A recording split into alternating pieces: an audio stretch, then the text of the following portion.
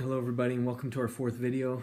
Today I want to explain what dual and outside participation are and some of the approved rulings that our board of directors had made for unified sports. Not just bowling but also now track and field. I'm in the program page 1 and about the third paragraph down on this program one can read what dual participation is. Essentially, according to our past bylaws, dual participation had meant that a high school student was not eligible to participate in more than one of our NSA activities during a sports season. So, for example, one could not do basketball and wrestling. However, when we launched Unified Sports a couple of years ago, the board approved some approved rulings that dealt with bylaw 3.5.1.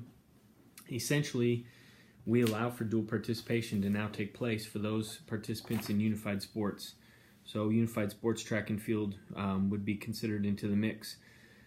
Quite simply, here's what the language says for dual participation for track and field.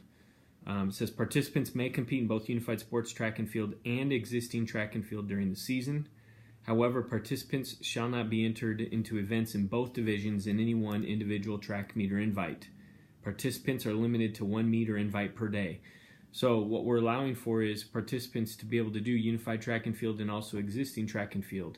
However, those students that are crossing over into both of them, they would have to make a decision and choose one division per day or per invite. They could not compete in a unified event in the same invite as an existing track and field entry invite. So that's important for understanding. It's also important to understand that one of these participants who's crossing over could not participate in 2 meets or invites in a day. They'd have to pick one.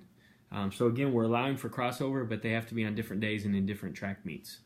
So that's dual participation. I'm now flipping to page 3. Let's hit on outside participation briefly. Outside participation, by definition for us, it simply means in most of our NSA activities, one cannot participate in our existing NSA activity and then also in the club sector.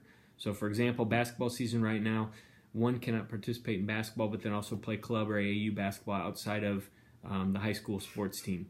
In Unified Sports, again, page 3, approved ruling 3.5.1, outside participation is granted for those Unified Sports participants and those students. So what that means is if you have a student that is interested in doing maybe the Unified Sports track and field, but they're also wanting to participate for their local Special Olympics track and field team, that would be permissible because of this approved ruling. Again, found on page 3 in your program. If you have any questions, don't hesitate. We'll see you soon.